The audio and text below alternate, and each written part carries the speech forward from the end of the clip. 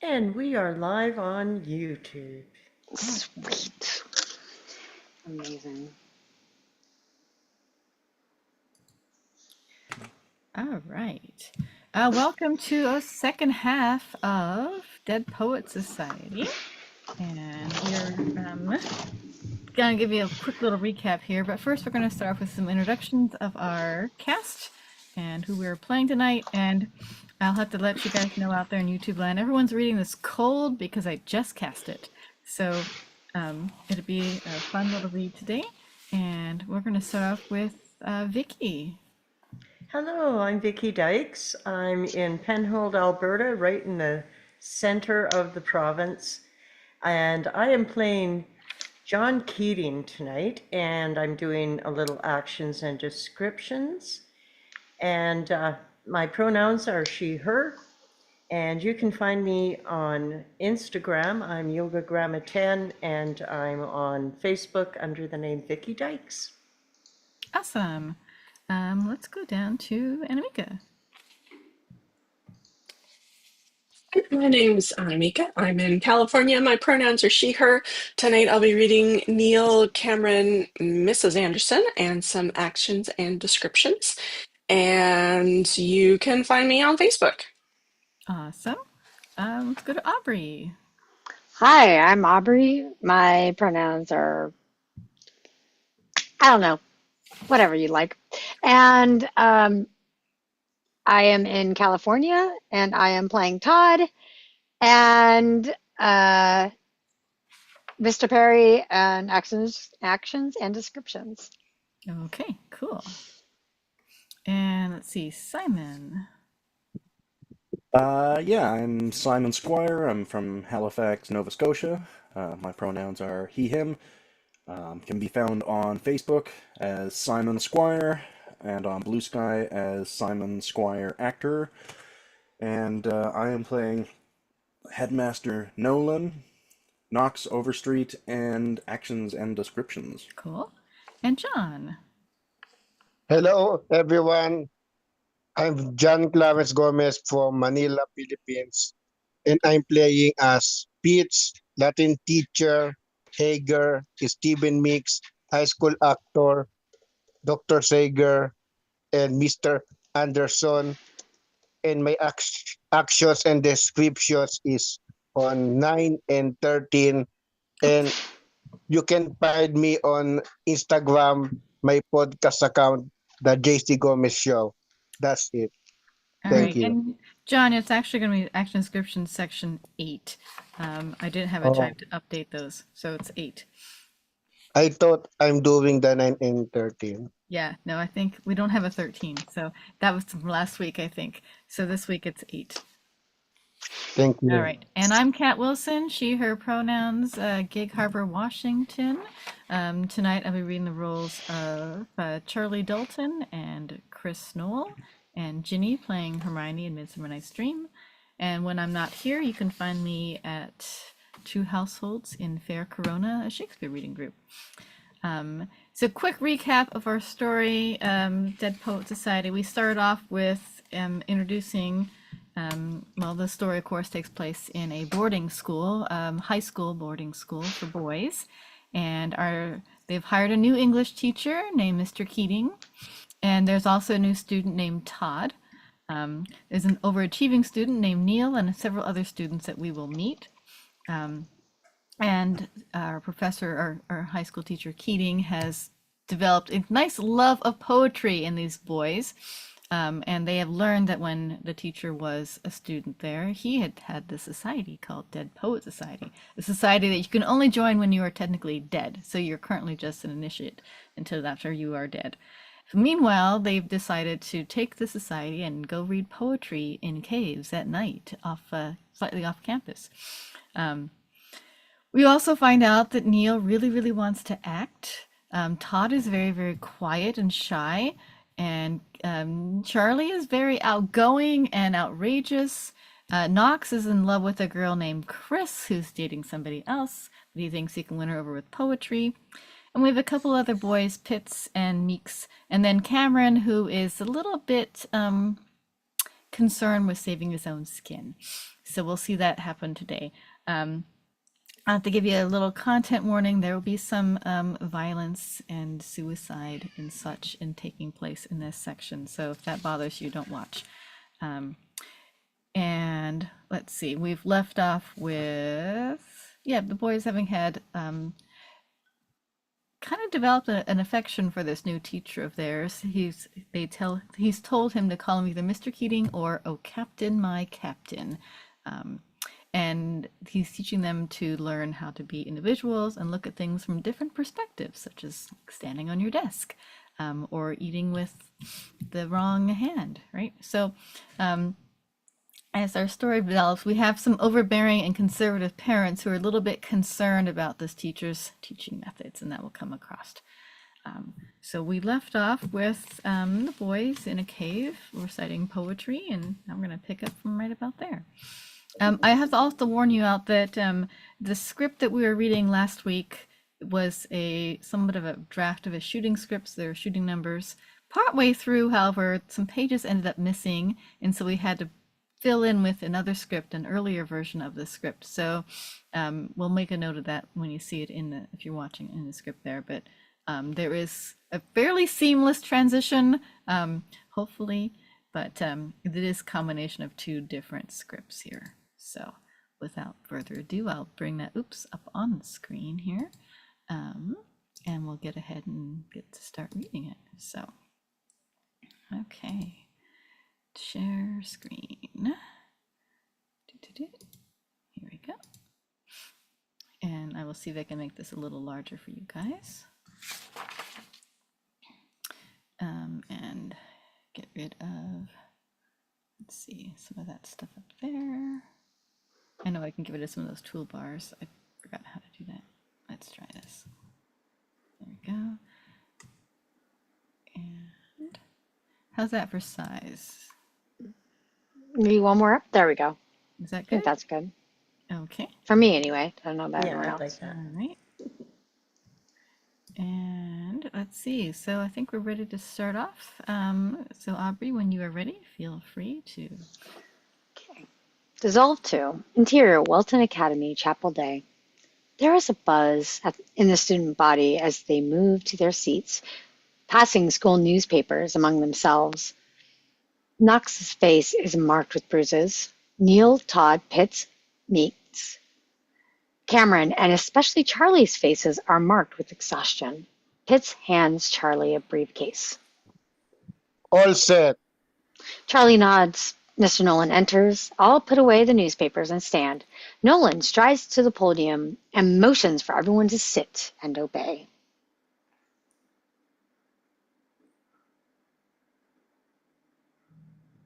Hang on.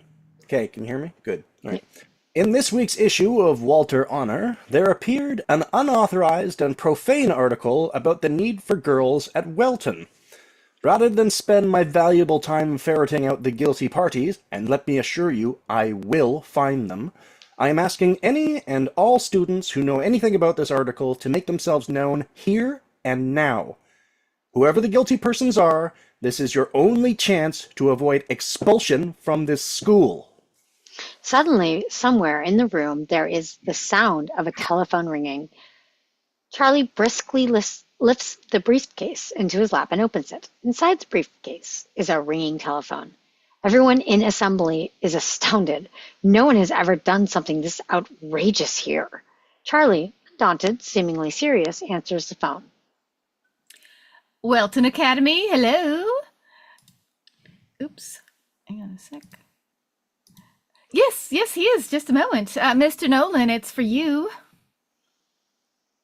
What? Charlie places the receiver back in his ear. Back to his ear. Oh, you do? I'll tell him, Mr. Nolan. Mr. Nolan, it's God. He says we should have girls at Welton. There is a blast of laughter from the students. On stage with the teachers, Keating is surprised and amused, but worried. He and McAllister exchange concerned looks. Blood red, furious, Nolan strides down the aisle to Charlie. He sweeps the phone off of Charlie's lap. I will not be mocked, Mr. Dalton. He takes Charlie by the arm and jerks him out of the assembly. Keating watches with concern. Interior, Nolan's office, day. Charlie stands in the middle of the room. Nolan paces furiously. Who else was No involved one, in sir. this? It was just me. I did the proofing, so I inserted my article in place of Rob Crane's. Mr. Dalton, if you think you're the first to try to get thrown out of this school, think again. Others have had similar actions, and they have failed just as surely as you will fail. Bend over and grab your shins. Charlie obeys, and Nolan produces a paddle. The paddle has holes drilled in it to speed its progress. Nolan takes off his jacket and moves behind Charlie. Count aloud, Mr. Dalton. He slams the paddle into Charlie's buttocks. 1. Nolan swings the paddle again. This time he gets more power into it. Charlie winces. 2. Nolan delivers and Charlie counts. By the 4th lick, the pain is so intense that Charlie is barely audible. By the 7th lick, tears are flowing down Charlie's cheeks. The 9th and 10th licks have Charlie choking on his words. Speechless, Nolan stops after 10 licks. Do you still insist that this was your idea, and your idea alone? Yes, sir. What is the Dead Poets Society? I want It's names. only me, Mr. Nolan. I swear I made it up. If I find there are others, Mr. Dalton, they will be expelled, and you will remain enrolled. Stand up. Charlie obeys. His face is blood red. He fights back tears of pain and humiliation. Welton can forgive Mr. Dalton, provided you have the courage to admit your mistakes. When you are ready to make your apology to the entire school, let me know. Interior, the junior dorm, afternoon. The boys are milling in their rooms, waiting for Charlie's return. Someone sees him coming, all pretend to be studying. Charlie enters, moving slowly, trying not to show his pain. As he walks towards his room, Neil, Todd, Knox, bruised face, Pitts, and Meeks approach him. What happened? Were you kicked out? No, What happened? I'm supposed to turn everybody in, apologize to school, and all will be forgiven. Charlie heads to his room. The others look at each other. So what are you going to do? Charlie? Damn it, Neil. The name's New Wanda. Charlie gives the boys a pregnant look, then goes into his room and slams the door. Smiles of admiration cross the boys' faces. Charlie has not been broken. Interior, Welton Classroom Building, afternoon. Keating walks down the corridor. He's just about to stop and talk to McAllister when Nolan passes. Mr. Keating, could we have a word? Interior, Keating's empty classroom, day. Keating and Nolan enter. Keating turns on the light. Nolan looks around. This was my first classroom, John. Did you know that? My first desk. I didn't know you taught. English. Way before your time. It was hard giving it up, I'll tell you. I'm hearing rumors, John, of some unusual teaching methods in your classroom. I'm not saying they have anything to do with the Dalton boys' outburst, but I don't think I have to warn you that boys his age are very impressionable. Scroll down. Your reprimand made quite an impression, I'm sure. What was going on in the courtyard the other day? Courtyard? Boys marching, clapping in unison? Oh, that. Oh, that was an exercise to prove a point about the evils of conformity. John, the curriculum here is set.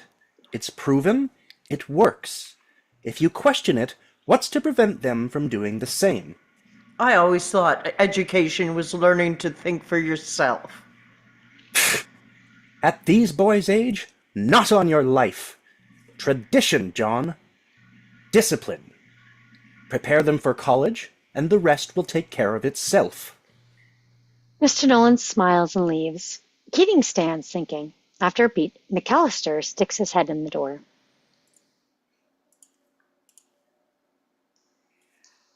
John, you muted.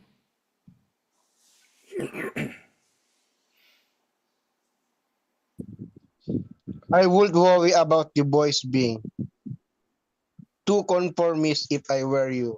Why is that? Well, you yourself graduated from this hollow haze. Did you know? Yes. So if you want to raise a confirmed atheist, give him a rigid religious upbringing. Works every time. Keating stares at McAllister. He suddenly lets out a laugh. McAllister smiles, then disappears down the hall. Oh, I'm the narrator now. Mm-hmm. Interior, the junior class dorm, afternoon. Boys are walking out on the way to their activities. Keating enters and approaches Charlie, who is exiting with his friends. Oh, Mr. Keating. I don't know what misguided impulse caused you to pull that ridiculous stunt, Mr. Dalton, but whatever it was, I hope you've learned your lesson. You're siding with Mr. Nolan? What about carpe diem and sucking all the marrow out of life and all that?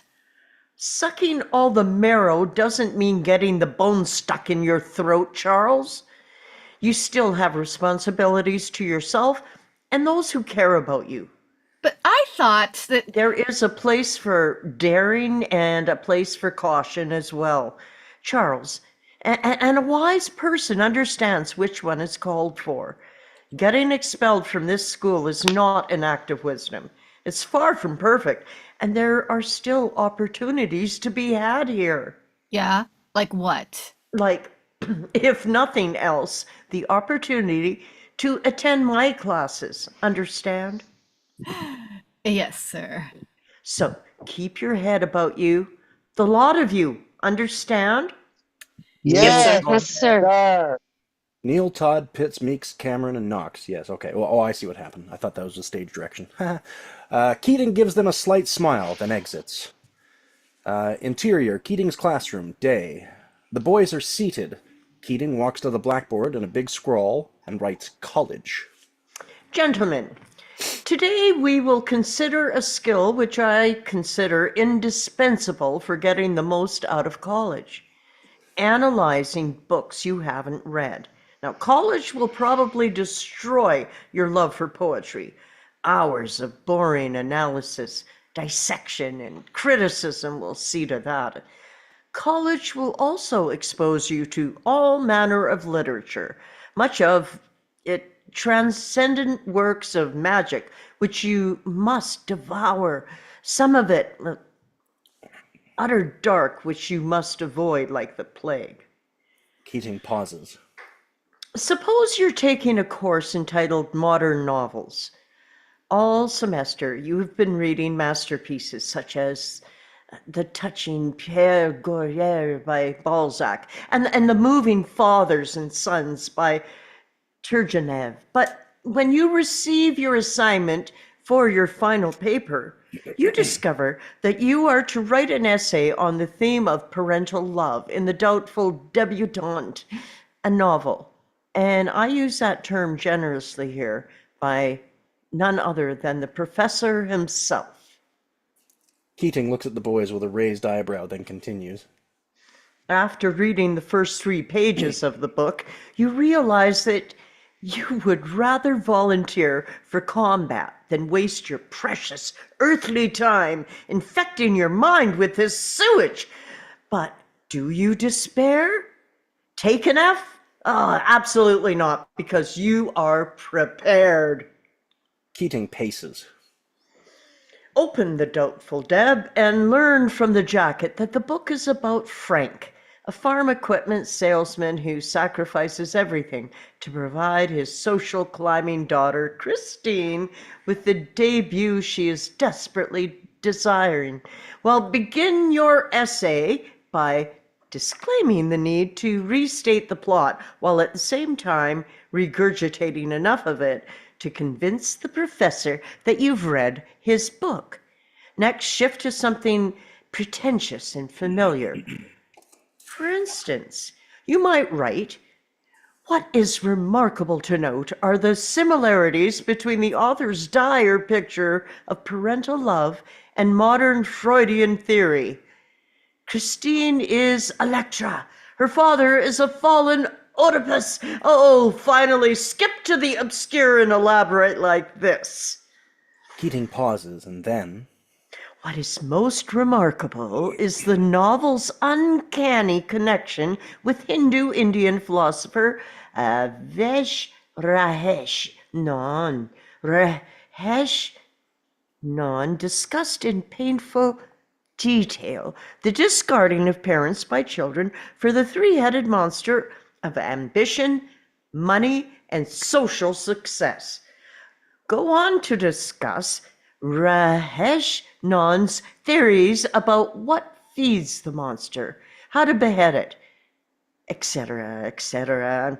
I'll end by praising the professor's brilliant writing and consummate courage in introducing the Doubtful Deb to you. Meeks raises his hand. Oh, Captain, my Captain, what if we don't know anything about someone like Vahesh Non? Rahesh Non never existed, Mr. Meeks. You made him. You make him or someone like him up.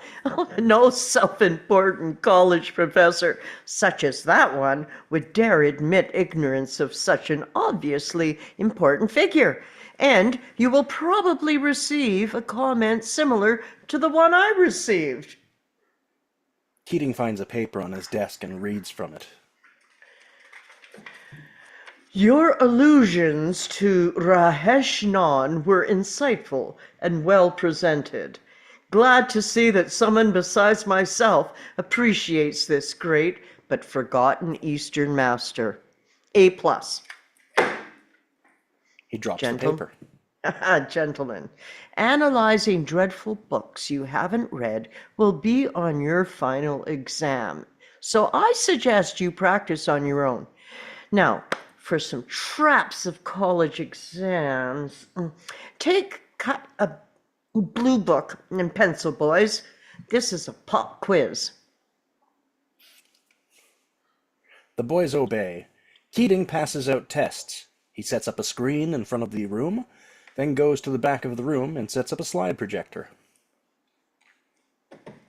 Big universities are crowded Sodoms and Gomorrahs, filled with those delectable beasts we see so little of here. Females. The level of distraction is dangerously high, but this quiz is designed to prepare you. Let me warn you, this test will count. Begin. The boys begin their tests. Keating puts a slide on the projector. On the screen in front of the room appears a blow-up of a beautiful girl, college age, leaning over to pick up a pencil. Her figure is quite remarkable, and bending over as she is, you can see her panties. The boys glance up from their test. Then most do a double take on the photo. Concentrate on your test, boys. You have 20 minutes. Keating changes the slide. This time we see a beautiful woman in scanty lingerie, an ad from Vogue or a similar magazine. The boys find it extremely difficult to concentrate on their tests. The slideshow continues with slide after slide of beautiful women in revealing and provocative poses, tight blow-ups of naked female Greek statues, etc. The boys try in vain to take their tests. Knox writes, Chris, Chris, Chris, over and over on his paper. Exterior, the Welton, I'm assuming that I says think so. campus. Dusk. Boys in heavy hooded jackets and winter mufflers move from building to building. The wind blows leaves around in swirling torrents. Angle on a path where Todd and Neil walk together. Todd holds a copy of A Midsummer Night's Dream. Neil is using his puck jester's stick like a sword while practicing his lines. Here, villain, draw and ready. Where art thou? I will be with thee straight. Follow me then to plainer ground. Oh God, I love this. This play? Yes, and acting. It's got to be one of the most wonderful things in the world. Most people, if they're lucky, live about half an exciting life. If I could get the parts, I could live dozens of lives. With a theatrical flourish, he runs and leaps onto a To wall. be or not to be? That is the question. God, for the first time in my whole life, I feel completely alive. You have to try it. Neil jumps You down should from come the to wall. rehearsals. I know they need people to work the lights and stuff. No, thanks. Lots of girls. The girl who plays Hermia is incredible. I'll come to the performance. Chicken shit. Where were we? Yeah, art thou there? Put more into it. Yea, art thou there? Yeah, that's it. Follow my voice. We'll try no manhood here. See you at dinner. Neil and Todd have arrived at their dorm. Neil runs in. Todd shakes his head and walks off. Interior, Todd and Neil's dorm room. Dusk. Neil enters in a whirlwind of excitement, fencing the air with a jester's stick. Neil turns and sees his father sitting at his desk. Neil is shocked.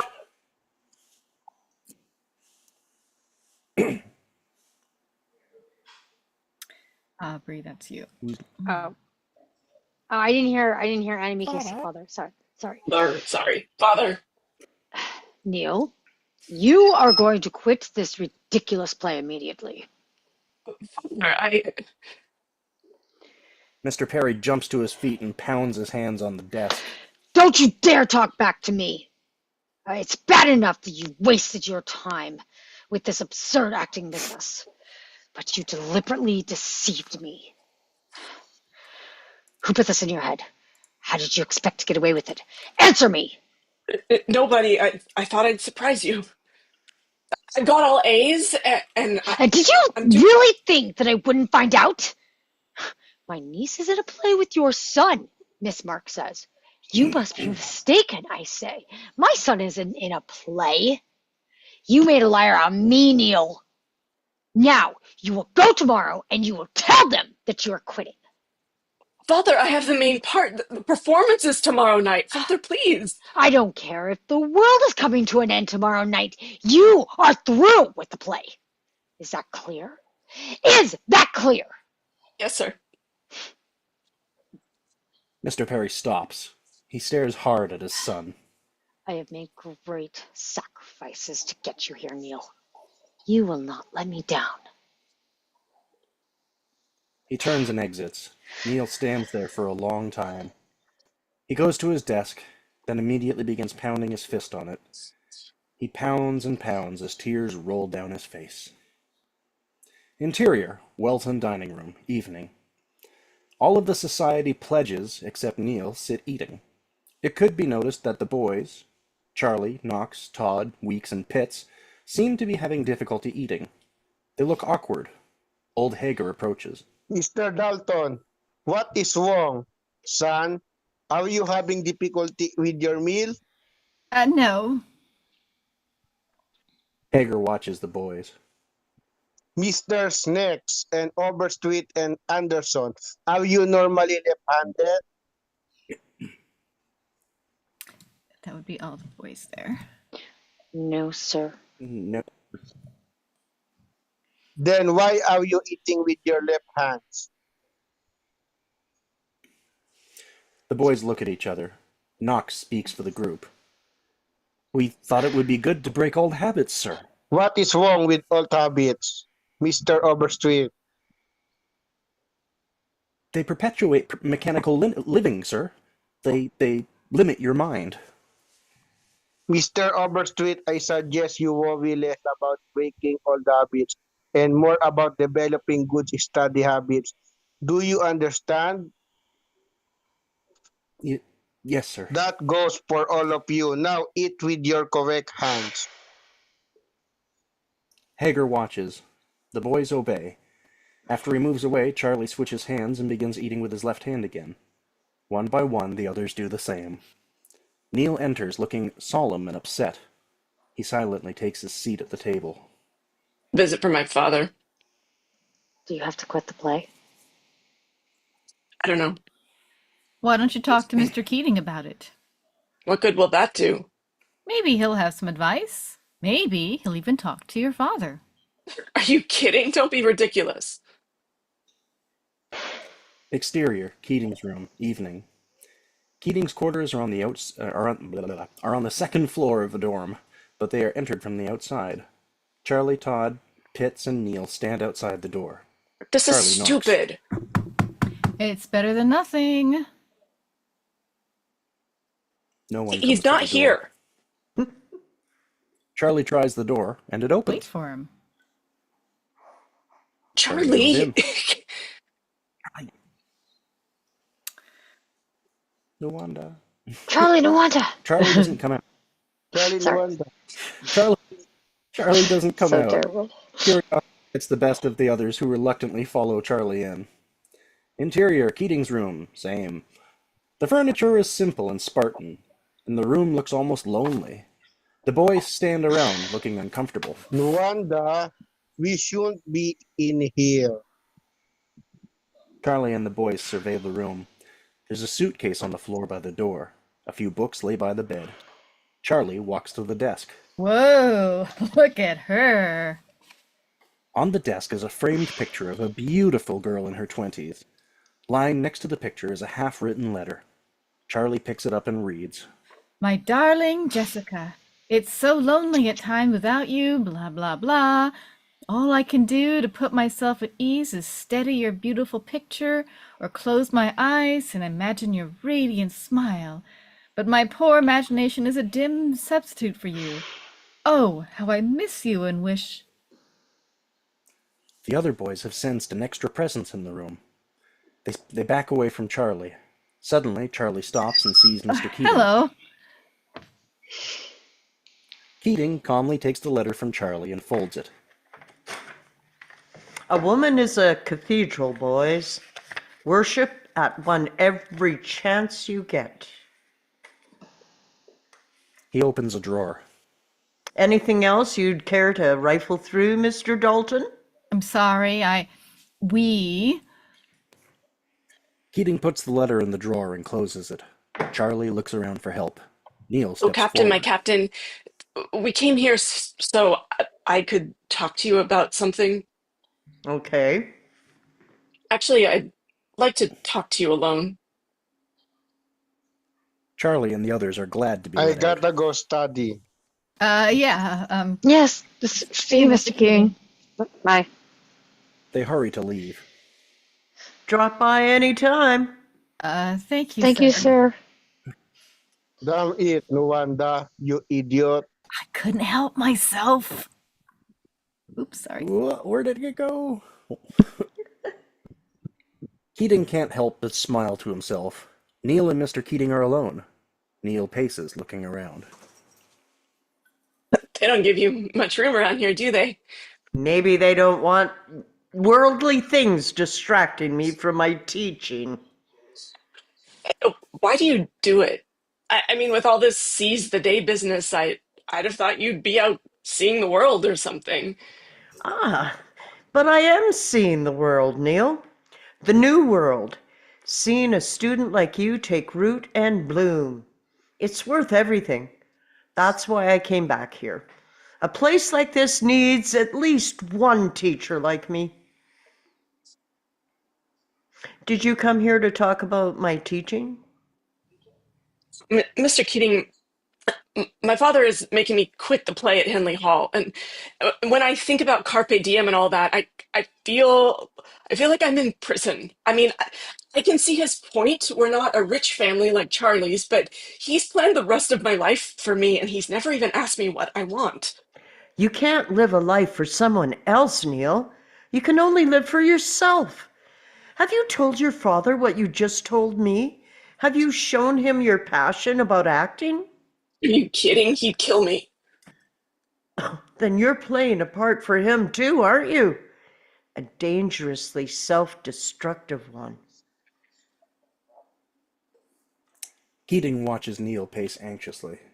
Neil, I know this seems impossible, but you have to go to your father and show him what you're feeling. You have to let him see who you are. It's your only chance.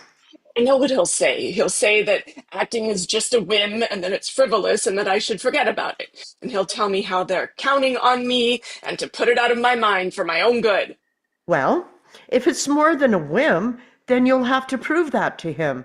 You'll have to show him with your passion and commitment that it's what you really want to do. If that doesn't work, at least by then you'll be 18 and able to do what you want. 18, that's 2 years. What about the play, the performances tomorrow night? Give your father the benefit of the doubt. Talk to him. Let him see who you are. Isn't there an easier way? Not if you're going to stay true to yourself. Neil sits there for a long time. Interior, Charlie's cave. That's Night. Anamika. Is that me now?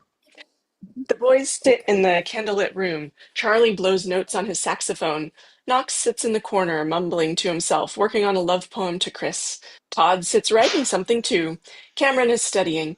Pitts is scratching a quote out of a book into the wall. Knox looks at his watch. 10 minutes to curfew. Nobody responds, including the actions and descriptions. Knox looks at Todd. What are you writing? I don't know. A poem? For class? I don't know. Charlie keeps playing the sax. Todd keeps writing. Knox looks at his love poem to Chris. He slaps it on the side of his leg. Damn! Damn! If I could just get Chris to read this poem. Why don't you read it to her? It worked for Nuwanda. She won't even see me, Pitts. Nuwanda recited poetry to Gloria and she jumped all over him, right, Nuwanda? Charlie stops blowing on his sax. He thinks a moment about his answer. Absolutely.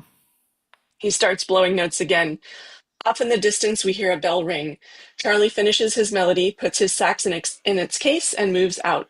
Todd, Cameron, and Pitts exit too. Knox stands there alone, looking at his poem, then exits determinedly. Damn. God damn, if it worked for him, it'll work for me. Exterior, the Welton grounds, early morning. The dawn rises over the frozen Welton campus. Snow covers the ground. The school bagpiper stands, playing a haunting melody. Exterior, the junior dormitory, same. Knox comes out of the dorm building, bundled against the freezing weather. He hurries onto his bike and speeds away. Exterior, Ridgeway High School. A large sign proclaims Ridgeway High School. Knox bikes up to the school at full speed. He now carries a bouquet of flowers. Out of breath, he quickly discards the bike and runs into the school. Interior, the hallways of Ridgeway High, morning. Students of both sexes move through the hallways of this public school. Students are at their lockers, putting up their coats and getting out their books. Knox runs through, erratically looking around. He hurries down one hallway, stops and asks the student something, then runs up a flight of stairs. Interior, another Ridgeway High hallway, same. Chris stands in front of her locker, chatting with a couple of girlfriends, taking out some books. Knox spots her and approaches. Knox, what are you doing here? She pulls Knox away from her girlfriends. I came to apologize for the other night.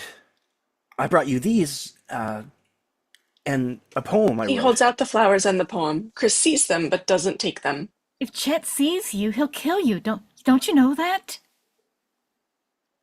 I don't care. I love you, Chris. You deserve better than Chet, and I'm it. Knox, Please accept you're these. crazy. A bell rings. People clear the halls.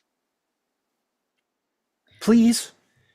I acted like a jerk, and I know it. She Please? looks at the flowers as if she's thinking about accepting them. No, and stop bugging me. She walks into the classroom and closes the door. The hallway clears. Knox stands holding his flowers and his poem. There is a moment's hesitation, then he opens the door and walks into the classroom. Interior, Chris's classroom, same. Class hasn't started, but students are taking their seats. The teacher leans over a student's desk, helping her with her homework. Knox enters and walks to Chris's desk. Knox, I don't believe this. All I'm asking you to do is listen. The heavens made a girl named Chris, with hair and skin of gold. To touch her would be paradise to kiss. Her glory Chris untold. turns red with embarrassment. Her friends restrain giggles. Knox continues reading. They made a goddess and called her Chris. How? I'll never know. But though my soul is far behind, my love can only The rest grow. of the class has now seen what is happening, and all eyes are on Knox. Chris covers her face, but Knox continues. I see a sweetness in her smile. Bright light shines from her eyes. But life is complete. Contentment is mine, just knowing that she's alive. Knox lowers the poem. Chris looks up at him, utterly embarrassed. Knox puts the poem and the flowers on her desk. I love you, Chris. He turns and leaves. Interior, Keating's English classroom, day. The boys sit. Keating hasn't arrived. Momentarily, Knox enters and hurries to his desk. How'd it go? Did you read it to her? Yep. All right. What she say? I don't What do you know. mean you don't know? I'll tell you The door later. to the room opens. In walks Keating, wearing his usual scarf and jacket. He puts his book on his desk, then looks out over the class. Neil, could I see you a moment? He walks into the hallway.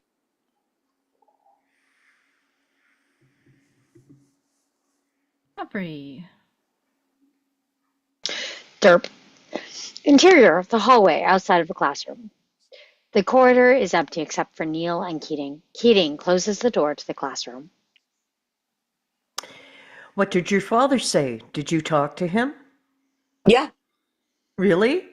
You told your father what you told me? You let him see your passion for acting? yeah. He didn't like it one bit, but at least he's letting me stay in the play. Of course, he won't be able to come. He'll be on Chicago in business, but I think he's going to let me stay with acting as long as I keep my grades up.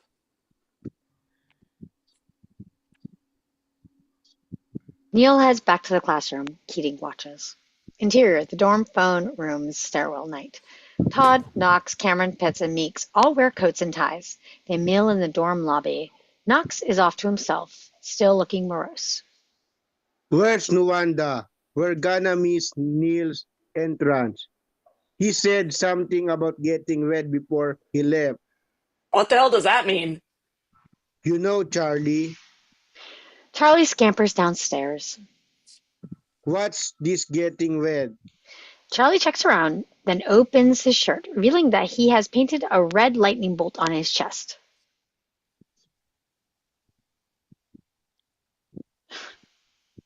What do you What's think, it Todd? for? Oh, it's an Indian warrior symbol for virility. Makes me feel potent, like I can drive girls crazy. But what if they see it, Nuwanda? So much the better. The others shoot each other's looks, confirming their mutual suspicion that Charlie has finally lost his marbles. As they head out the lobby, they pass Chris, who is entering. Chris! Knox, why are you doing this to me? You can't be in here. He leads her out of the dorm.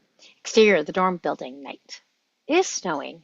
Knox ushers Chris out of the building and down the sidewalk away from the others. If they catch you here, we'll both be in big trouble. Oh, but it's fine for you to come barging into my school and make a complete fool out of me? I didn't mean to make a Well, fool you of you. did.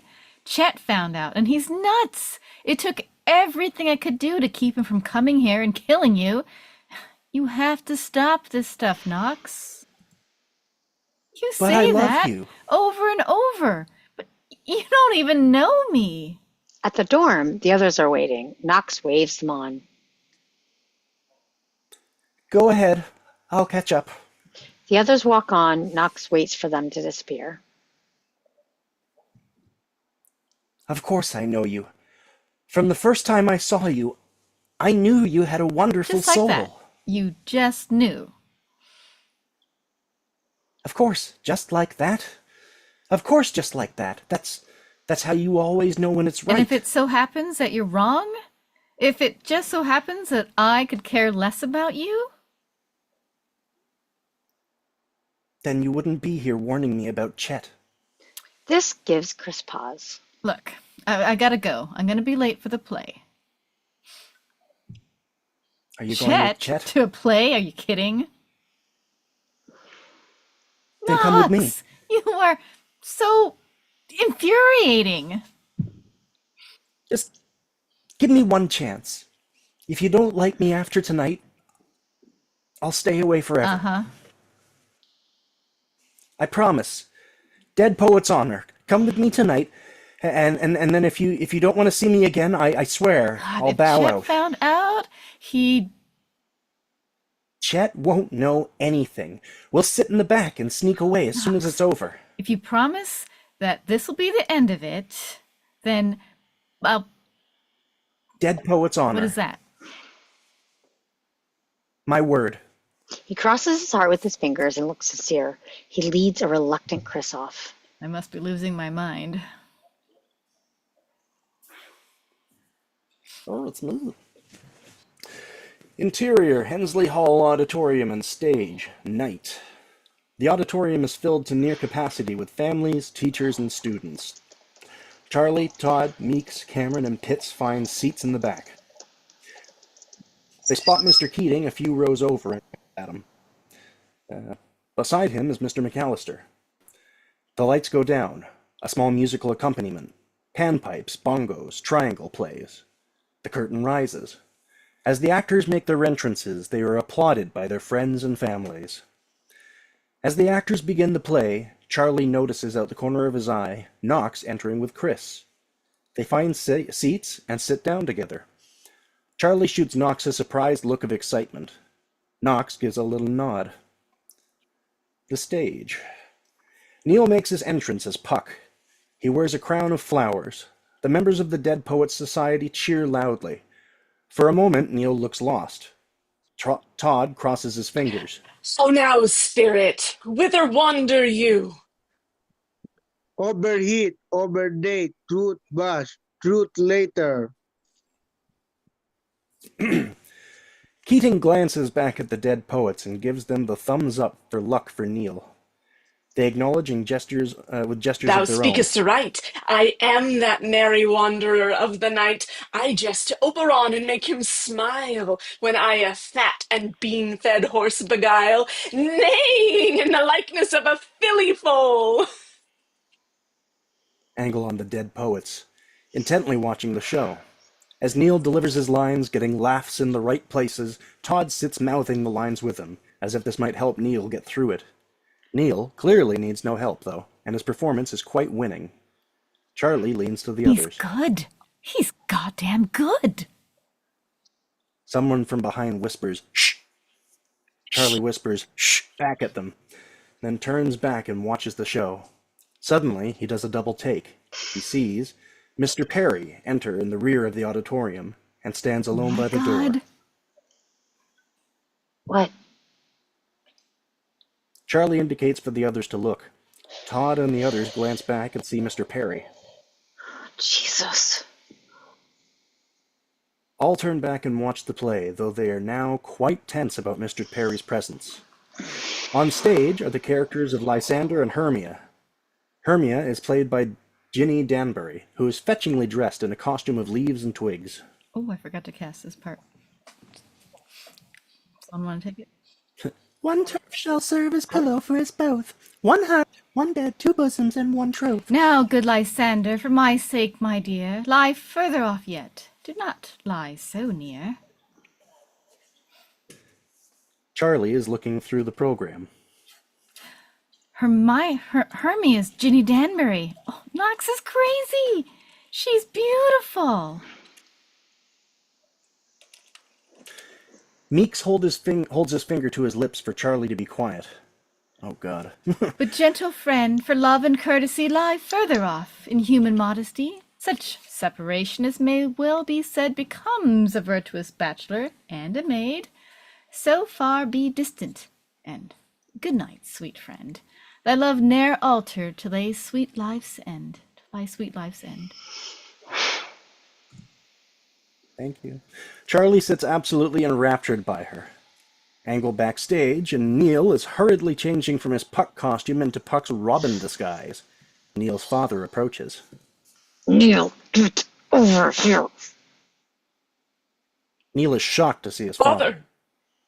I gave you orders, and you deliberately disobeyed me.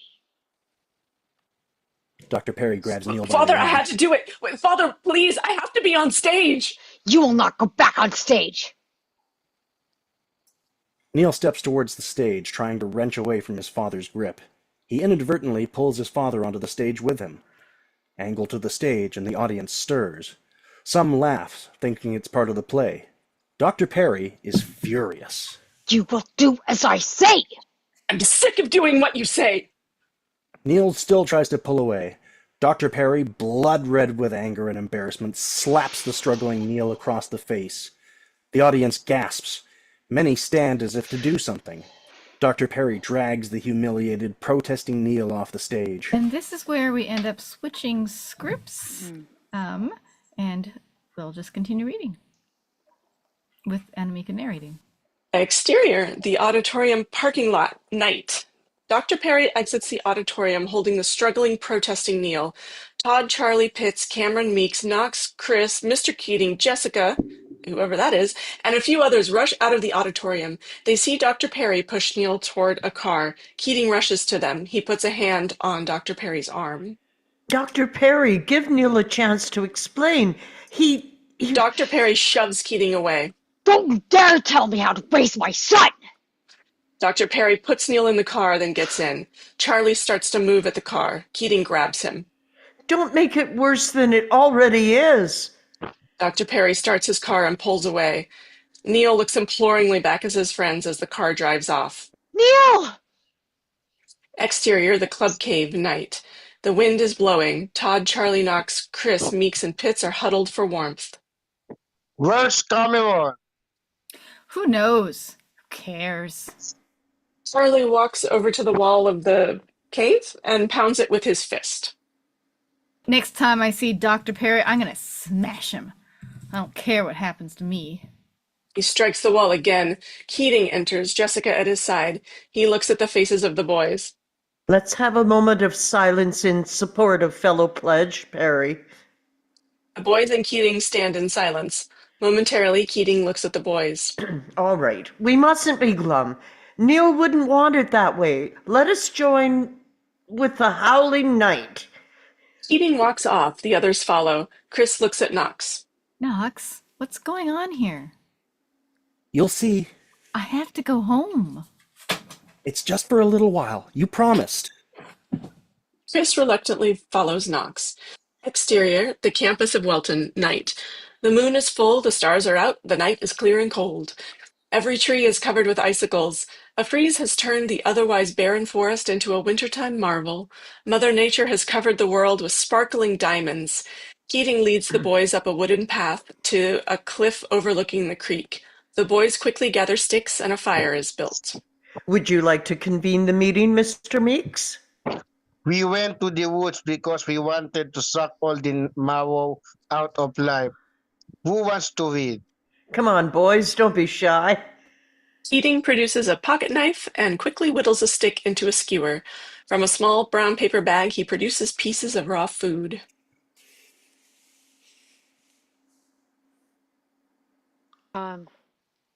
I have something. Todd volunteering surprises everyone. Todd steps forward and takes some papers from his pocket. He passes slips of paper to each of the others. Oops, sorry.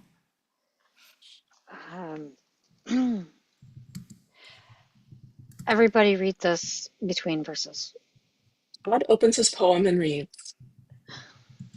We are dreaming of tomorrow, and tomorrow isn't coming. We are dreaming of a glory that we don't really want. We are dreaming of a new day where the new dawn is here already. We are running from the battle when it's won we must be fought. Todd nods. All read. And And And still we still we sleep. sleep. We sleep. We are listening for the calling, but never really heeding, hoping for the future when the future's only plans, dreaming up the wisdom that we are dodging daily, praying for a savior when salvation's in our hands. And And still, And still we we sleep. sleep. And still we dream, and still we pray, and still we fear, and still we sleep. Todd closes his poem. There is big applause. Bravo, Mr. Anderson. Wonderful. Todd nods, taking this all in. As he steps down, he gets congratulatory slaps on the back. Keating begins putting the raw meat onto the skewer. What's the stuff, Mr. Keating? Food for thought, my boy. He lays the skewer on the fire. Flames flare around the sizzling meat. Dissolve 2, exterior, the Perry home. Interior, Dr. Perry's car, night. Dr. Perry and Neil pull into the driveway in silence. Dr. Perry turns the engine off. He turns to Neil. Son, I am trying very hard to understand why you insist on defying me. Whatever the reason, I'm not going to let you ruin your life.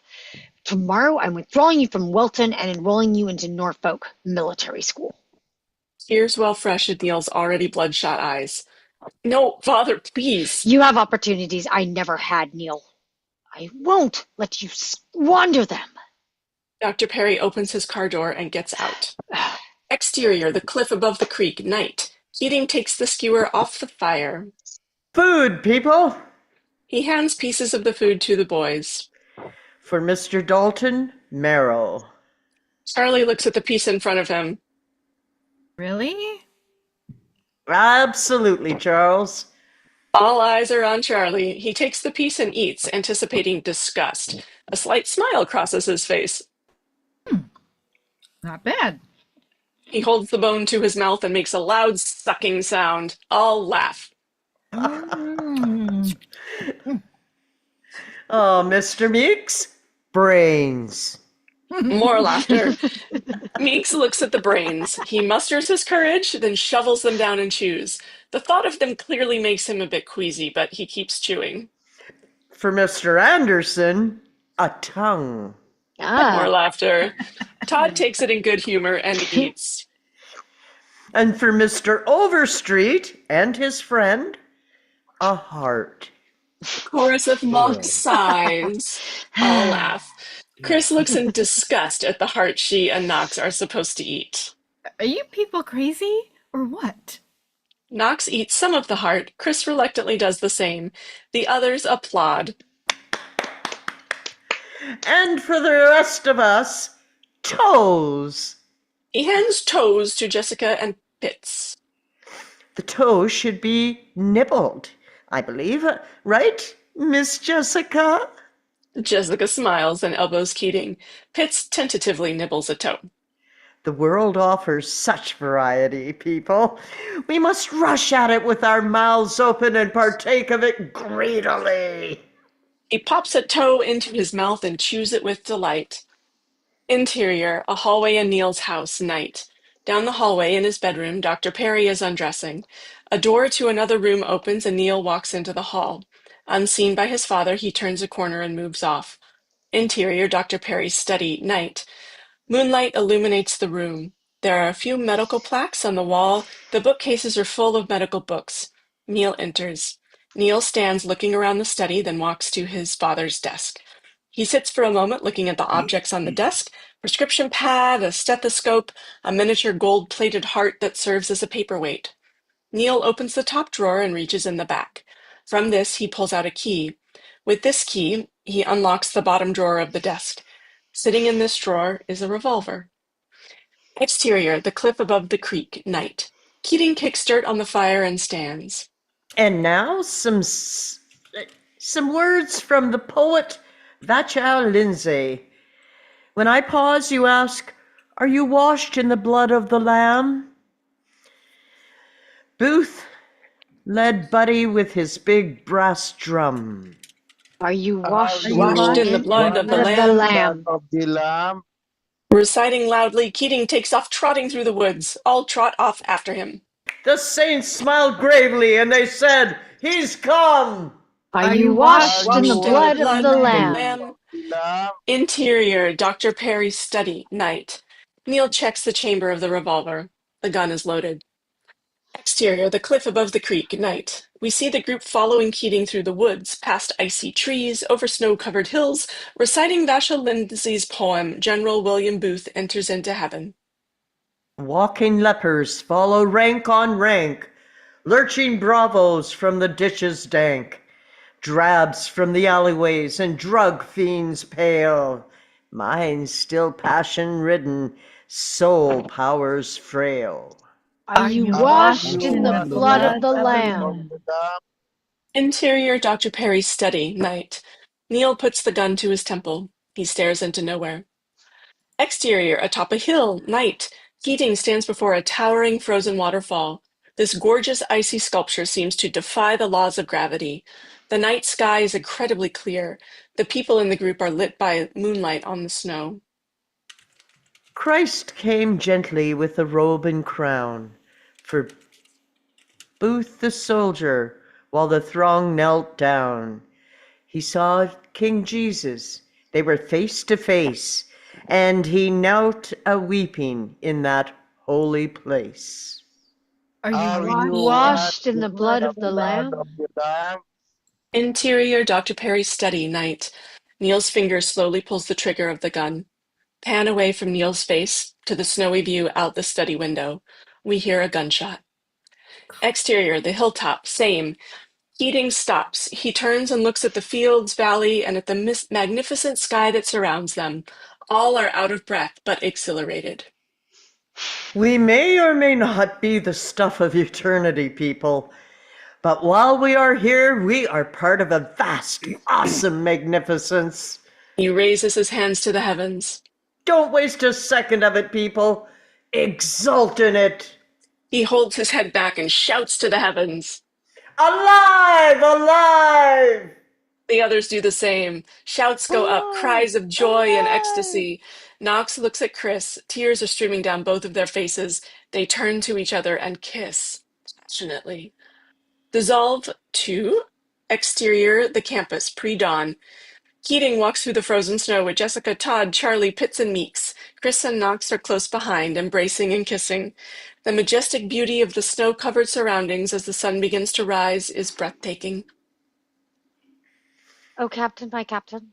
Oh, yes, Todd. Are you dying?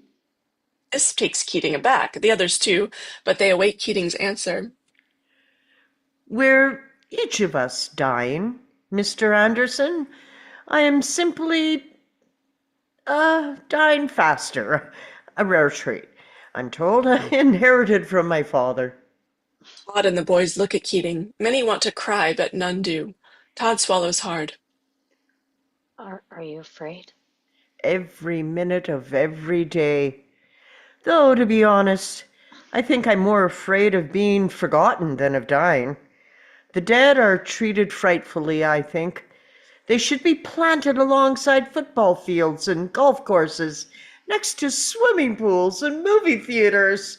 Oh, so they won't be alone. Why are you teaching? Why aren't you writing?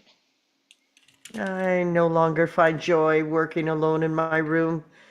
I find it in teaching. Perhaps teaching is what I should have been doing all along. Gosh. If I were me, I'd want to be out seeing the world or something. Why, Mr. Anderson, teaching is seeing the world, the new world, seeing a student like you take root, ready to flower and bloom any day. Tell that to my parents. Did it occur to you, Todd, that your parents could be dead wrong about you? How long have you been away at school? Since I was 8. Sorry, Vicky, I accidentally muted you.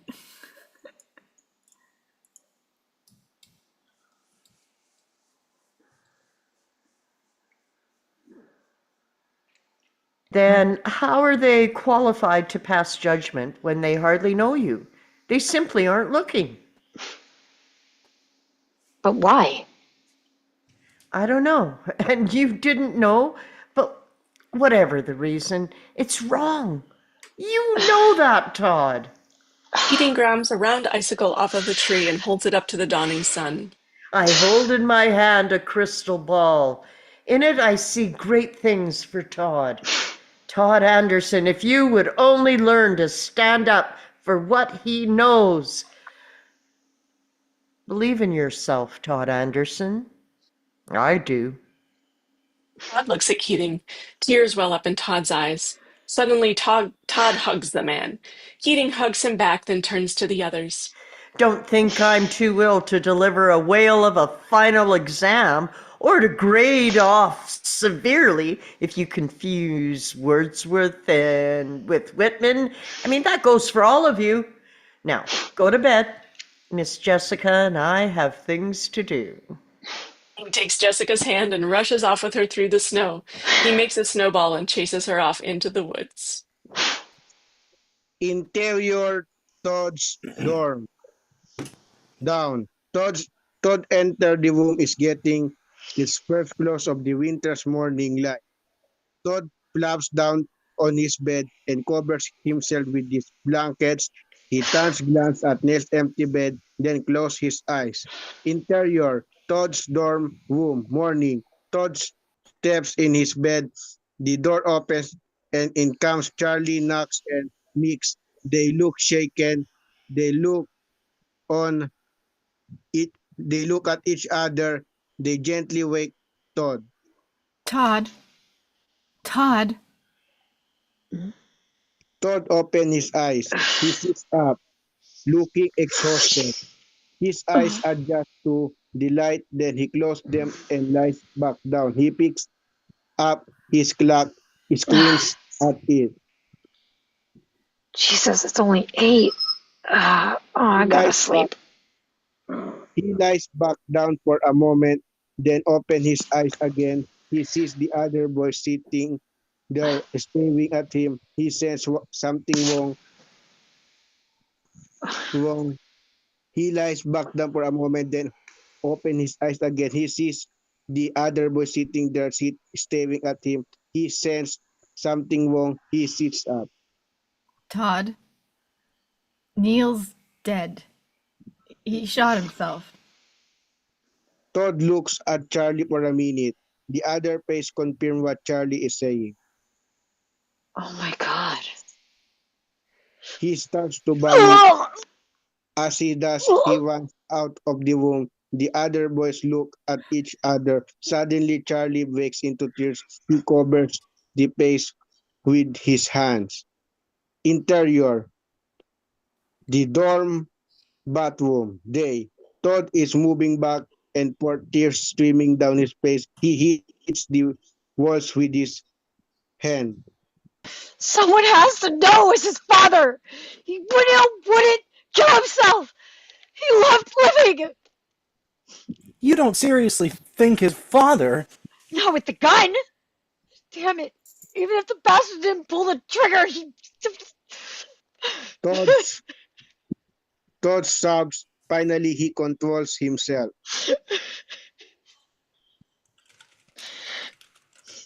Even if Mr. Perry didn't shoot him, he killed him. You have to know that. He runs across the room. Neil! Neil!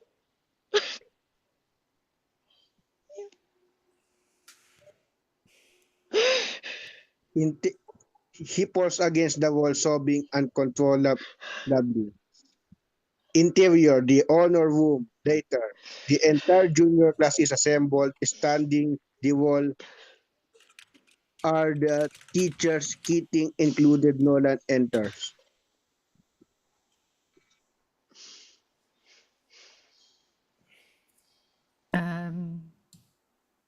Simon? Oh, Nolan? is that me? Oh, yes. Sorry. Gentlemen, the death of Neil Perry is a tragedy. He was a fine student, one of Welton's best, and he will be missed. We have contacted each of you to explain the situation. Naturally, all are quite concerned. At the request of Neil's family, I intend to conduct a thorough inquiry into this matter. Your complete cooperation is expected. Interior, Keating's classroom, day. The room is dark. Todd, Knox, Charlie, Mix, and Pitts. Ada Keating stands solemnly in front of his desk. On the blackboard behind him is written the following. On the day of judgment, man will judge God. Life is not fair that we should lose one so young and talented. I fully expected to be the first full-fledged member of the Dead Poets Society. It is with great sadness that instead we must induct Neil Perry. Do not go gentle into that good night, Neil Perry. Rage, rage against the dying of the night of the light. There is a long silence as Keating stands motionless. Suddenly, Keating yells, Rage!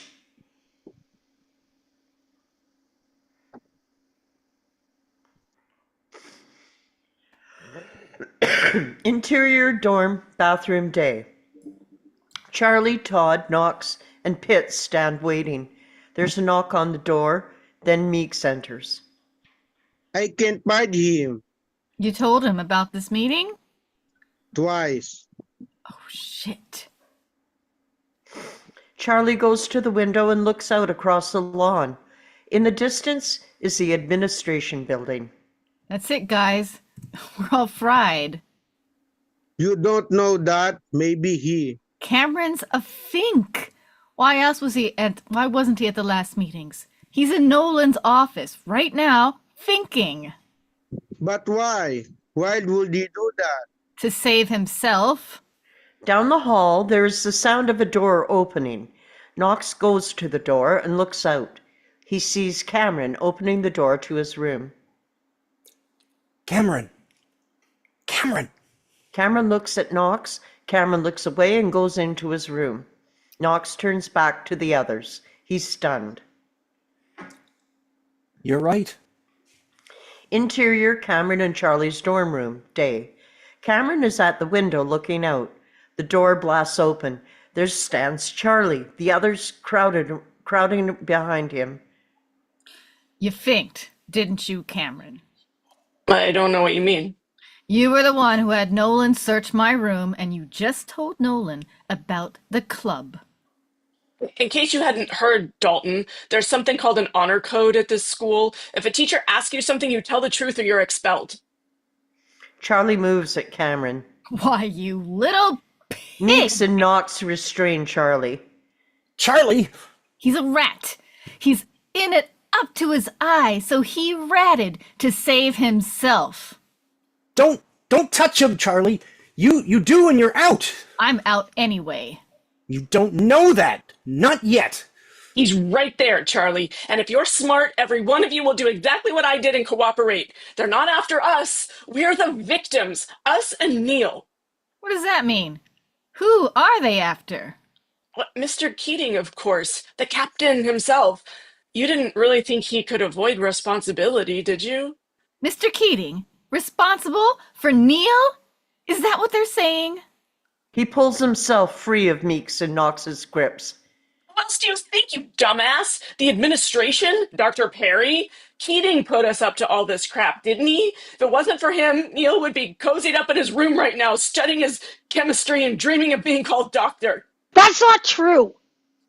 Mr. Keating didn't tell Neil to do. Neil loved acting. Can't believe what you want, but I say let Keating fry. Why ruin our lives? Fucking asshole! Charlie bolts across the room and strikes Cameron across the face. And Cameron falls to the floor. Charlie stands over him. Charlie! You just signed your expulsion papers, Nwanda.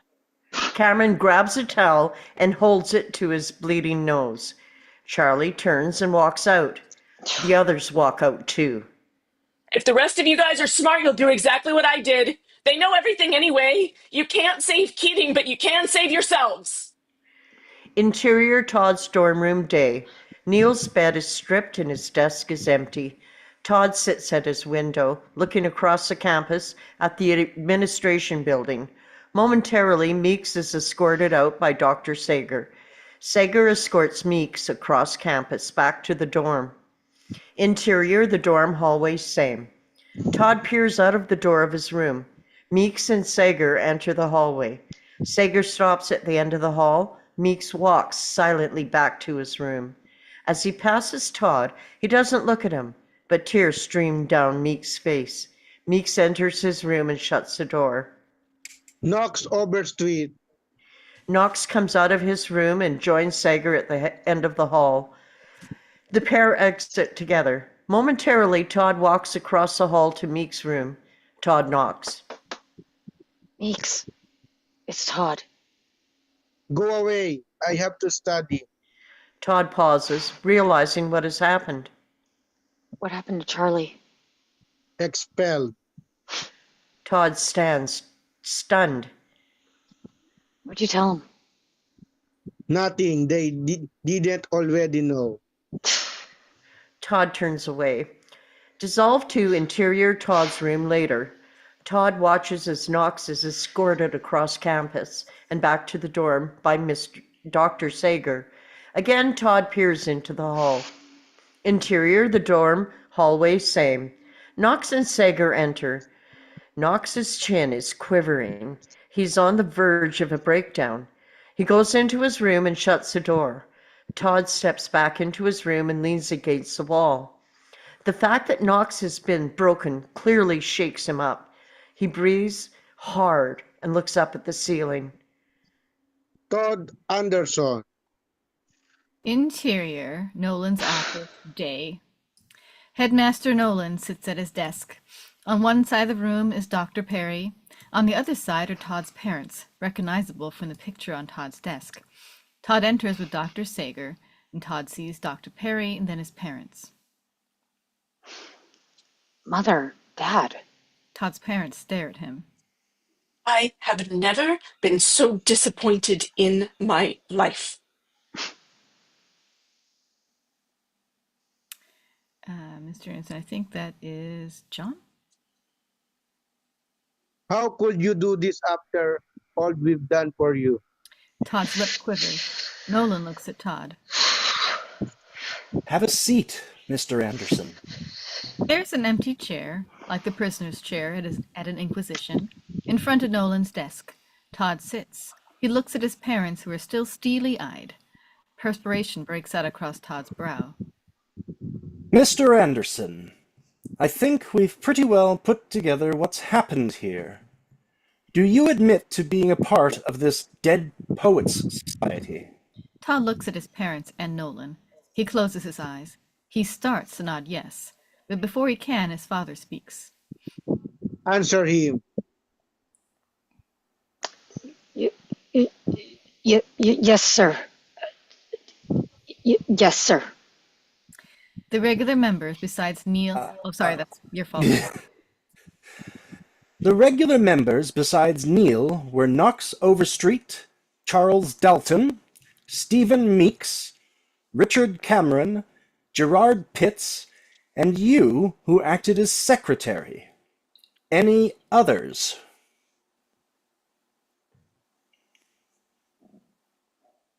No, sir. No. I can't hear you, Todd. No, sir. No, sir. Nolan looks at Todd and then at the boy's parents. Nolan decides not to press the issue of Todd's inaudibility. Nolan holds up a piece of paper. I have here a detailed description of what went on at your meetings. It describes how your teacher, Mr. Keating, encouraged you boys to organize the club and to use it as a source of inspiration for reckless, self-indulgent behavior.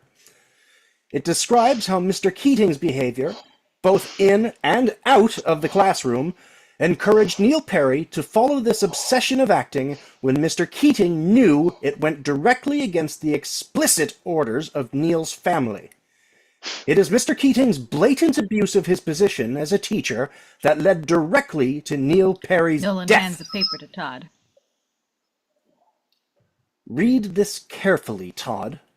If you have nothing to add or amend, then Todd sign takes it. his paper and reads it. He spends a long time doing so, and by the time he finishes, his hands and the paper are shaking. Todd looks up.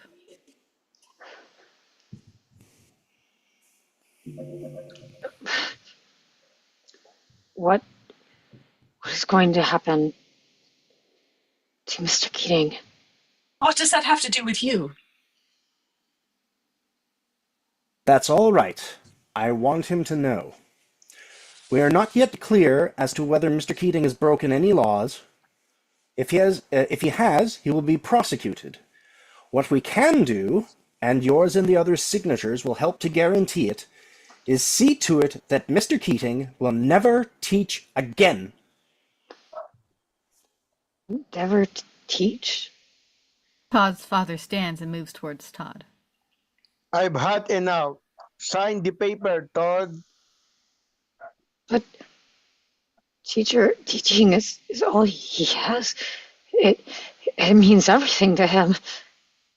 What do you care? What do you care about me? He cares about me. You don't. Todd's father stands over him and picks up the pen. Sign the paper, Todd. Todd No. shakes his head no. No, I won't sign it. Todd. It's not true. I won't sign it. Todd's father grabs the pen and tries to put it back into Todd's hand. Nolan stands. That's all right. We don't need his signature. Let him suffer the consequences. Nolan walks around his desk to Todd.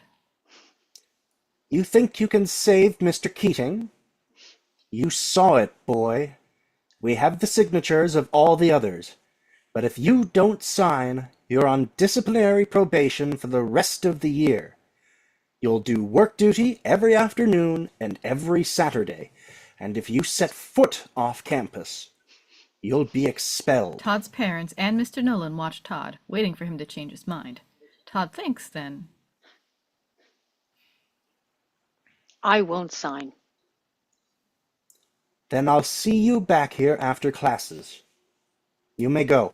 Todd stands and exits. Nolan looks at Todd's parents. Don't worry. We'll bring him around. Interior English classroom, afternoon. Todd, Knox, Meeks, Pitts, Cameron, and the rest of the class are there. Conspicuously empty are Neil's desk and Charlie's desk. Todd looks numb, his gaze downward, reminding us of the way he looked when we first met him. Knox, Meeks, and Pitts look humiliated. All the former club members are too ashamed of themselves to look at one another. Only Cameron looks halfway normal. He sits at his desk staring as though nothing had happened. The door opens.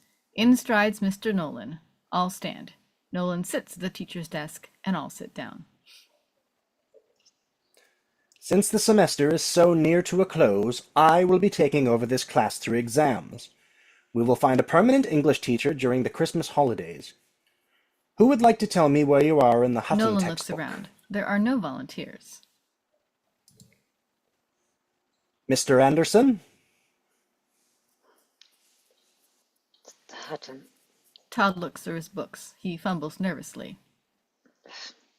I can't hear you, Mr. Anderson. I think we... Mr. Cameron, kindly inform me. We skipped around a lot, sir. We covered the Romantics and most of the chapters on post-Civil War literature. What about the realists? I believe we skipped most of that. Nolan flips the text. The door to the classroom opens and Mr. Keating enters. I came for my personals. Should I wait until after class? Absolutely not. Get your things and get out. Gentlemen, turn to page 54. Mr. Cameron, read aloud the poem by Eugene Field. Mr. Nolan, that page has been ripped out. Then borrow somebody else's book. They're all ripped out, sir.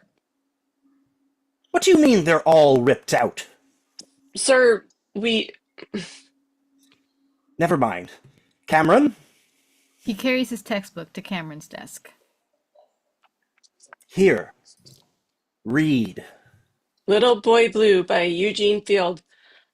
The little toy dog is covered with dust, but sturdy and staunch he stands, and the little toy soldier is red with rust, and his musket molds in his hands.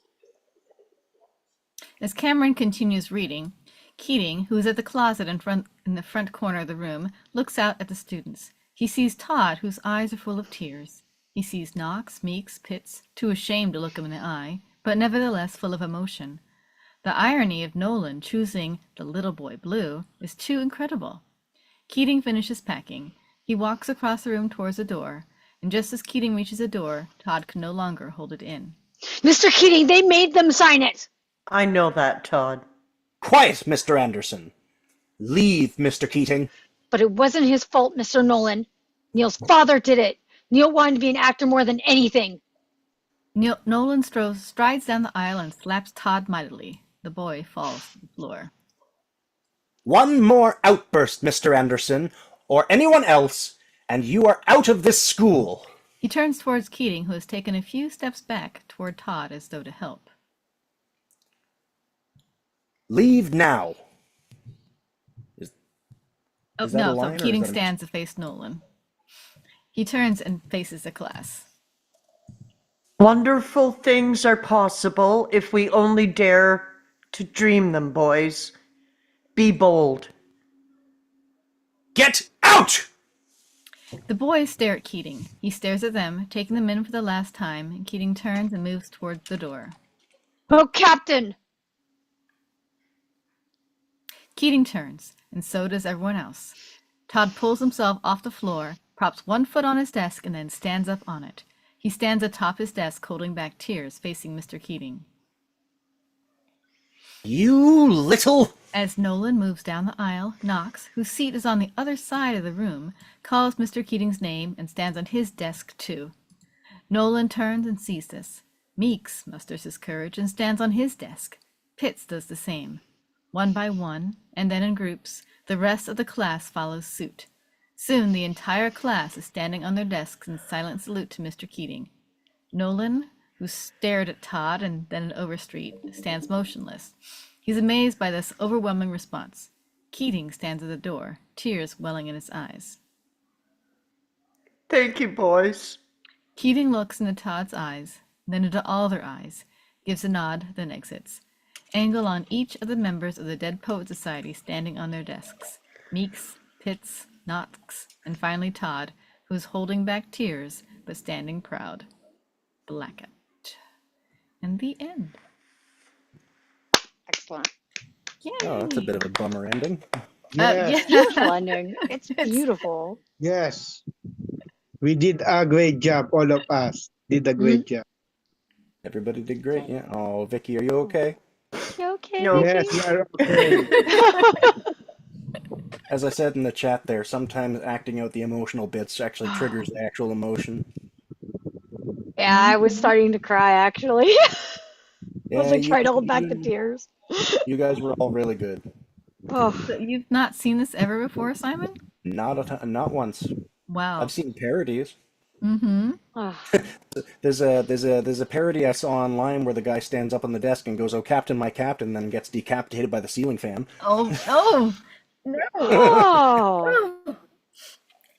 yeah. But no, never seen it. I might have to. I'll have to look it up later. And for those of you who are wondering who Jessica is, obviously we don't have her in the beginning of our script, but maybe in the original version, this older version, we make more mention of her. But apparently Jessica is the love interest of Mr. Keating. We hear her name, or at least the letter that Charlie read aloud when he was in his office was addressed to Jennifer, or Jessica, Jessica. So we don't know. Obviously, she doesn't ever show up in the movie, and I don't know if she shows up earlier in the other version of the script or not. But that's who she is, anyways. So Is that actually how the finished movie ends? The kid kills himself and the There's teacher a gets few more fired? things to it in the movie after the teacher gets fired. Not much, but it's been a while Hmm. since I've seen it. But I think there's at least one more scene in the movie. Yeah, it's a little more triumphant, I think. It's been such a long Mhm. time since I've seen this. But that scene, the Captain, oh my Captain, like made such a huge impact on me as a kid. Uh, so, Me too.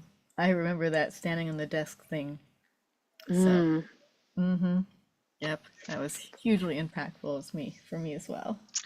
This movie made me bawl, and I had a really hard time. Like, I don't think I've been able to see it since then, but it made me Hmm. cry like hard, ugly tears.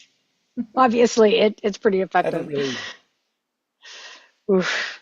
So, I haven't watched any Robin Williams movies since he died, so He's maybe this will be the he's one that incredible in this. he's tops Yeah. that. incredible in this one. Yeah, I mean, This and What Dreams May Come. Dreams May Come. I saw that more recently, and that had me bawling on the floor, just Yeah, bawling. Like, That movie is phenomenal. He's yeah. God. yeah. See, it's gonna make me all teary-eyed just thinking about it. Oof.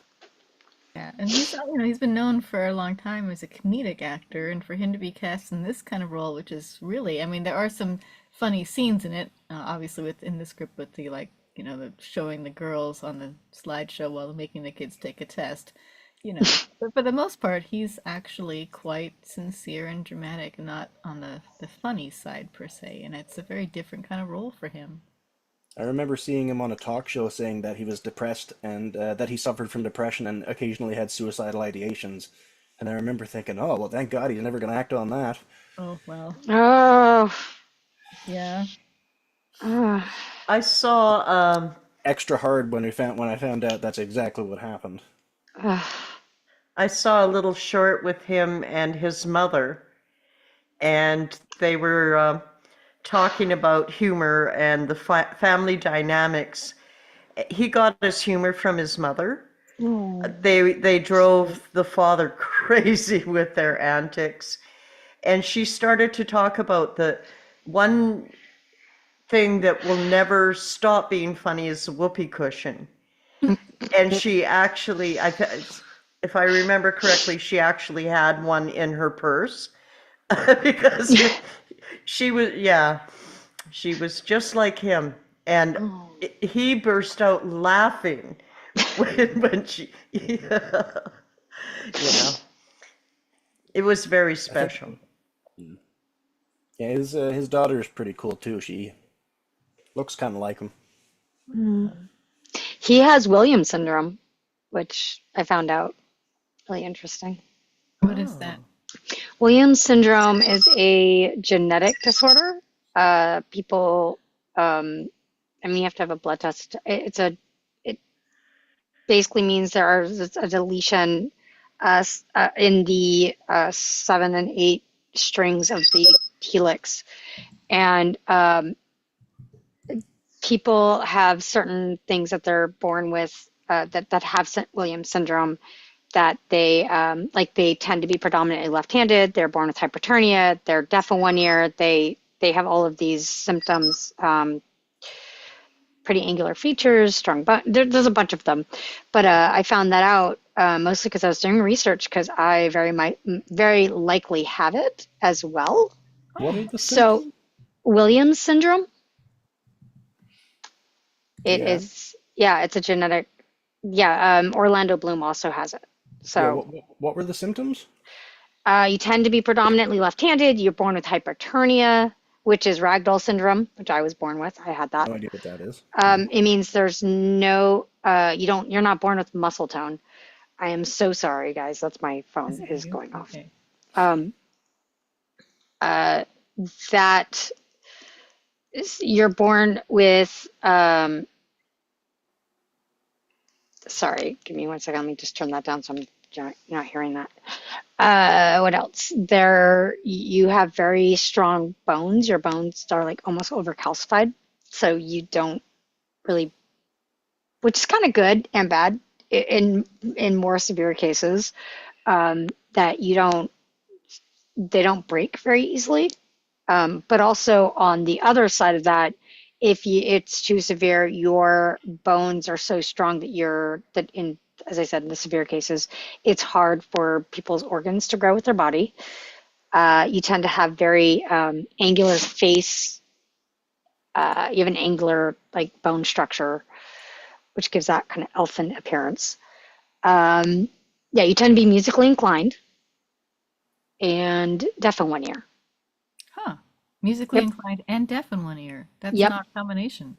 That is an odd combination, but that is something they associate with Williams' syndrome. You should take a look at it. It's really fascinating. But yes, Robin Williams has it, and so does Orlando Bloom. Huh. And yeah, so I learned all about it when I was informed that I carried all of these markers for it. Yippee. Yeah, but it was pretty cool that I learned about it. So I'm deaf in one ear, but that's because something went bang a little too close to me. yikes.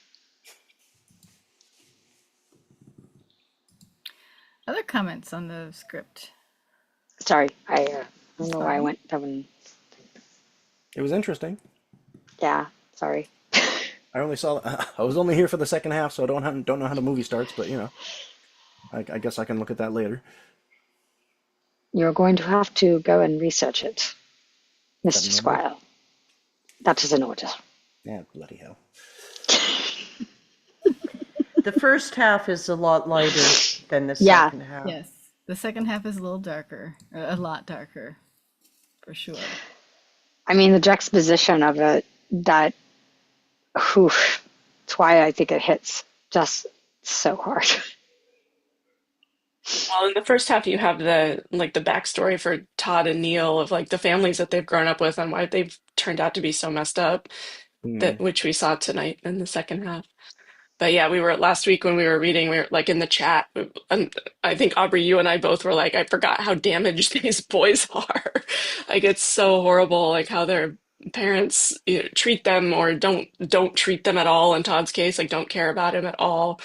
And how they kind of bond of over their like damaged past, essentially. Not really talking about it, but like think they like have each other's backs, kind of a shared understanding of. Like we don't really have great places to go to. So, Yeah. but I yeah, but then wish, with Mr. Keating, such a light in their lives. yeah, Yeah. I wish I had gone to school where all the teachers were like Mr. Keating. Mm, I me too. don't learn the way school teaches.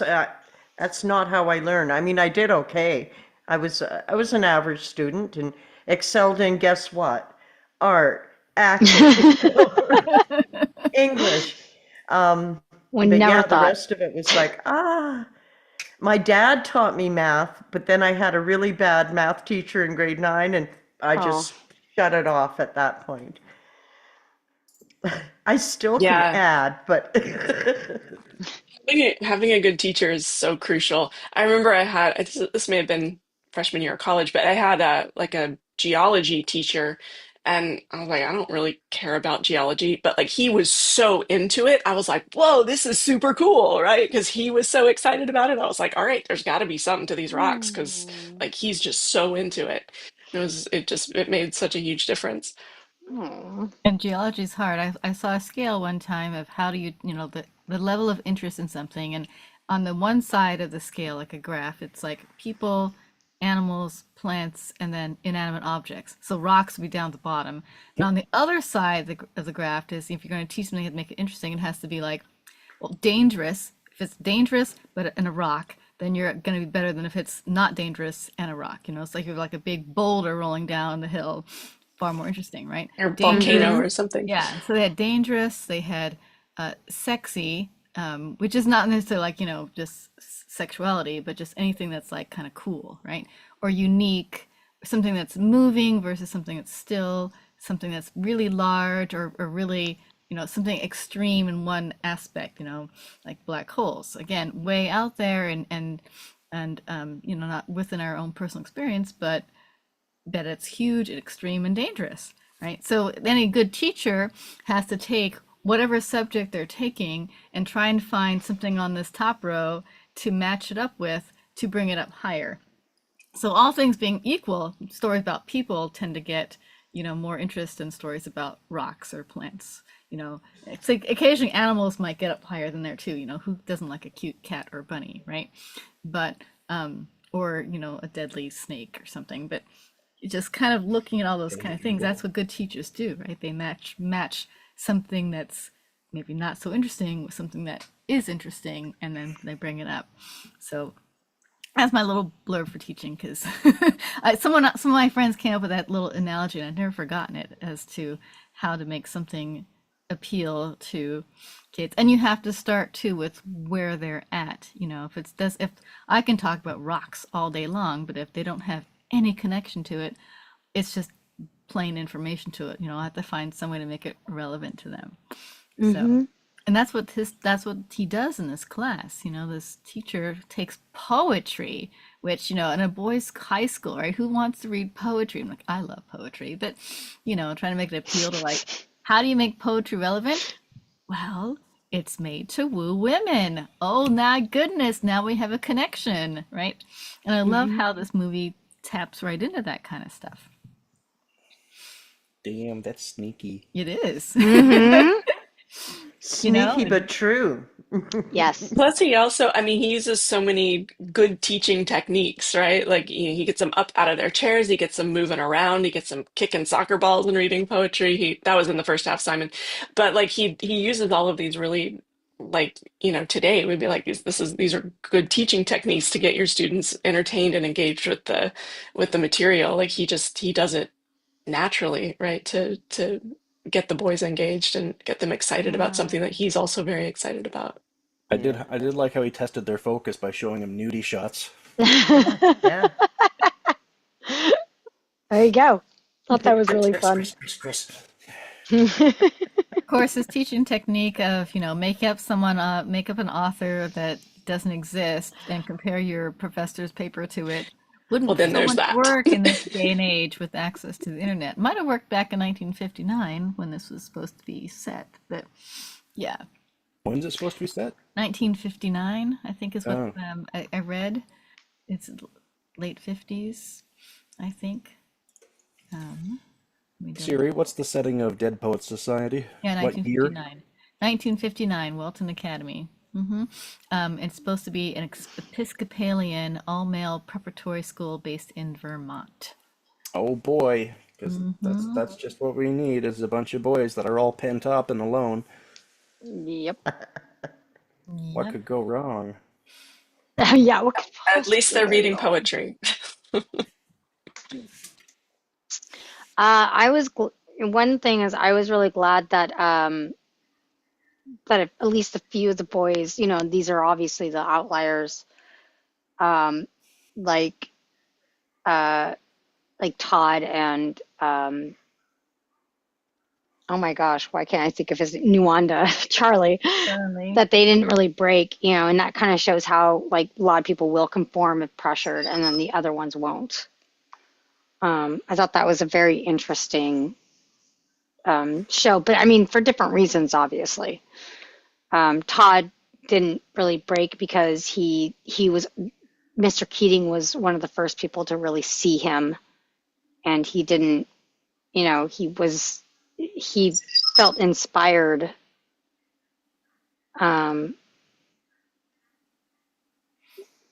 by that.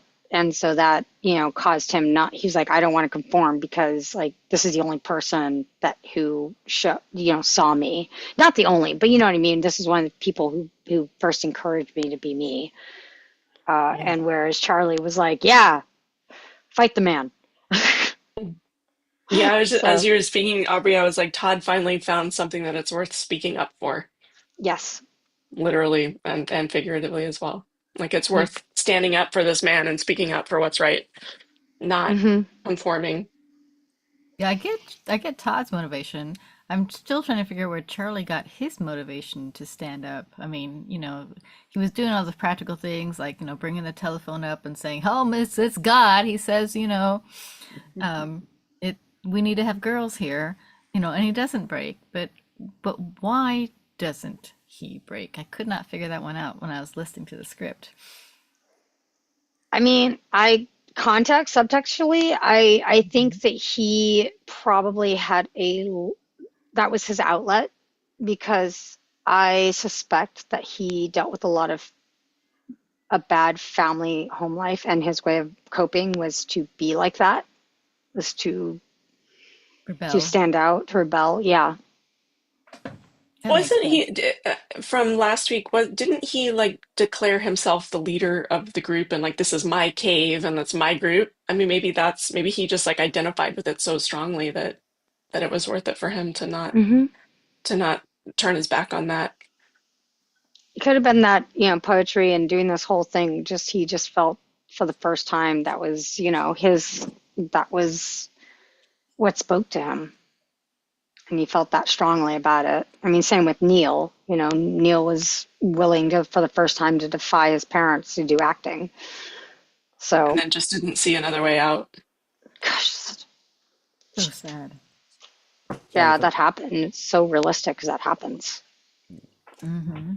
sorry for the constant yawning. It's 5 minutes to midnight here. It's okay. Well, I love Robin Williams so much. I think next season we should really make it a goal to find as many scripts as we can of his movies, like Good Morning Vietnam. Hook. I could Aladdin. go on and on. Oh, that'd be fun. What Dreams May Come. Yeah, I think my two favorites were Hook and What Dreams May Come. This one's fantastic, though. What Dreams May Come is incredible. Oh, Yeah, like we were just movie. saying, it's one of my favorite movies, and it had me bawling on the floor. Me too. Yeah, I'd love it's. James I mean, Boyton as comedic roles. Yeah. that would be interesting to like read the script for What Dreams May Come because just the visuals are just so lush and Yeah. incredible. It would be interesting And the to music. see just the script. Oh my gosh, yeah. Yeah. Be interesting to see like what were the words that like built this world. Yes. Yeah, for sure. Well, I think that does it for me. So I Yeah. don't know what's Mhm. next on our agenda, except it's a television episode on the 3rd. And then normally we'd be reading a film script on the 17th and 24th, but I am out of town the 24th, so we might just go with the 3rd, the 10th, and the 17th and skip the 24th. So What TV show? I don't know. We don't. I have no idea. Star. It's interesting because the first 3 seasons, the whole season was set. Kat and I picked the season for the 3rd year, but it just didn't quite fall into place this year. And it's been interesting having it loose and free. I don't know. I don't think we should do it this way all the time, but this year it's what it is. So I'll put some polls up, and we'll see what we can get. And then, and we need to pick a date for that Star Trek one. Yeah. Probably sometime in July. It's too bad that April 5th is coming, You God. guys are, I Yeah. know. if you guys are available in July. Of course. So 'Cause I hope Next so. year July, on April July. 5th, we should do First Contact. I All right. love that idea. That's such a great idea. Write that down and remind us Not even sure later. if that's a Tuesday, but we can go close to that. So Let's have a look at the old calendar. Calendar, do what I tell you to. all right. No, So I'll it's put a poll funny. up too for which day we want to do Star Trek, and then we'll figure out what Oh, script it's we a have. Sunday. So on that. All right. So the next 3 Tuesdays, and then nothing the last Tuesday of June. I had to think what month. Mm, In 2 years, we can do Star Wars on May 4th because it will be a Tuesday. Oh, to be back on May 4th? Cool. cool. It'll also be the That'd 40th great. anniversary Oh, of Star cool. Wars. Also, Oh that. 2 years, it'll my be the- gosh. And Oh, I should. Saturday, the 31st, I am doing 2 different Shakespeare readings. Oh my goodness. Yes, back to back practically. In the morning, I'm reading Henry VI, Part 3 at 10 a.m. Pacific time. Is And it this 3 Saturday or o'clock next is Saturday? the 31st. Okay. And that's next, not next Saturday, but the one after. Is this another Bard Fest, or No, did this it one just is work out? Shakespeare's, let's see, Ian Dosher's 2020 Shakespeare Project. Has been reading one Shakespeare play a month, and usually on the fourth or fifth Saturdays. And I volunteered to lead a couple to get them started, and somehow it seems like Now it's nobody's become your available. project. Available, so, you know, I was I worried supposed that to was lead going to the 20 happen to you. yeah, but you know, so Henry VI at 10 a.m. Pacific time, and Edward II on at 3 o'clock Pacific time. So if you guys want to join me on those, we could use more readers for both.